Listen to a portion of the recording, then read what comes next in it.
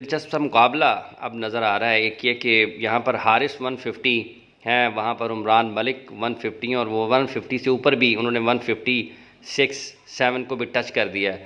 تو آپ کو لگتا ہے کہ یہ ایک اچھا کمپٹیشن ہے ان دو نوجوان فاسٹ بولرز کے مابین، اور حارث کی بھی لوگ یہ توقع تو کرتے ہیں کہ وہ 150 سے نکل کے 60 کی طرف جائیں.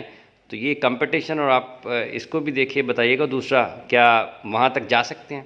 دیکھیں، جو عمران ملک ہے وہ اتنا ٹرینڈ نہیں، اتنا فٹ نہیں ہے. اگر وہ اس کو او ڈی آئی میں دیکھیں تو اس کے پہلے سپیل میں وہ 150 تک جاتا ہے، لیکن جیسے ہی وہ اپنے آتا ہے 7ویں-8ویں اوور کے اندر تو وہ سیدھا آ کے 138 پہ اس کی پیس گرتی ہے. ٹھیک ہے. اور یہ فرق بھی وہی ہے جو کوہلی کا لوگوں سے فرق ہے. حارث کا دوسرے بالر سے فرق ہے کہ جتنا وہ ڈسپلن ہے اپنی ڈائٹ اور اپنی ٹریننگ میں اور اپنے لائف سٹائل میں، کوئی میں نے ایسا بالر اور نہیں دیکھا.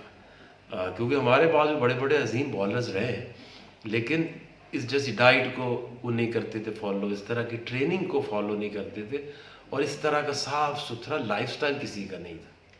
ٹھیک ہے. تو یہ حارث سے ہم توقع کر سکتے ہیں کہ 158, 9, 60 پہ بھی ٹچ کرنے کی ابیلٹی ہے؟ کر سکتا ہے، کیونکہ ایک دن ایسا کوئی اینگل ہو، کوئی ہوا کا رخ اس طرف ہو، یو نیور نو. بٹ 160 کرانا کوئی کام نہیں ہے.